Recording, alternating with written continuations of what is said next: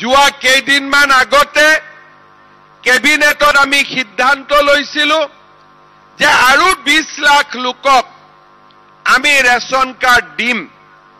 আৰু সেই 20 lakh ration card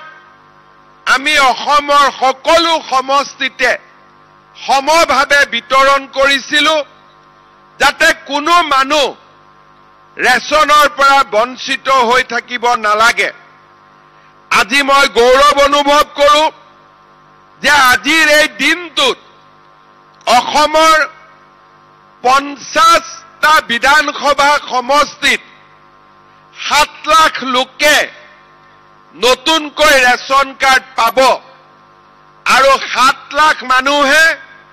ration card পোৱা মানে আপোনালোকে অনুভৱ কৰক যে 7 into 5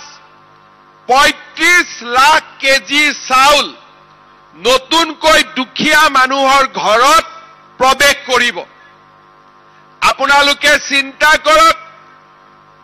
এই যে 7 লাখ মানুহে এই মুহূৰ্ততে ৰেচন কাৰ্ড পাব প্ৰত্যেকৰ নামত 5 কেজি চাউল আছে তাৰ মানে এই মাহতে 35 লাখ চাউল আমাৰ দুখীয়া দৰিদ্ৰ মানুহে এই ডিসেম্বৰ মাহতে লৈ যাব পাৰিব যদিও 1 তাৰিখৰ পৰা 10 তাৰিখৰ ভিতৰত চাউল ল'ব লাগে নতুন ৰেচন কাৰ্ড পোৱা সকলক আমি ডিসেম্বৰ মাহতে যিকোনো দিনাই ৰেচন ল'বৰ কাৰণে অনুমতি দিছো আজি আপোনালোকে কাৰ্ডখন লৈ গলে ডিসেম্বৰত এটা কিস্তিৰ চাউল পাব আৰু জানুৱাৰী মাহত 1 তাৰিখৰ পৰা 10 তাৰিখে ফেব্ৰুৱাৰীত 1ৰ পৰা 10 তাৰিখে 5 কেজিকৈ চাউল জনসংখ্যা অনুসৰি লাভ কৰি গৈ থাকিব আৰু এই মাহৰে 22 তাৰিখে আমি আৰু এটা অনুষ্ঠান কৰি অসমৰ বাকি থকা 76টা সমষ্টিটো আমি ৰেচন কাৰ্ড দিয়াৰ ব্যৱস্থা কৰিম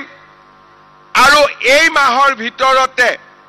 19,92,167 গৰাকী নতুন লোকে ৰেচন কাৰ্ড পাব আৰু যদি 5 কেজিকৈ চাউল ধৰো এই 20 লাখ মানুহে 5 কেজিকৈ চাউল পালে 1 কোটি কেজি আমাৰ চাউল আমাৰ মানুহৰ পৰিয়ালৰ ঘৰত এই মাহতে প্ৰৱেশ কৰিব আৰু 1 পইচা নিদিয়াকৈ এই চাউল আমি পাম আৰু এই চাউল আমাক কোনে দিছে প্ৰধানমন্ত্ৰী নৰেন্দ্ৰ মোদী ডাঙৰীয়াই আমাক বিনামূলীয়াকৈ এই চাউল যোগান ধৰিছে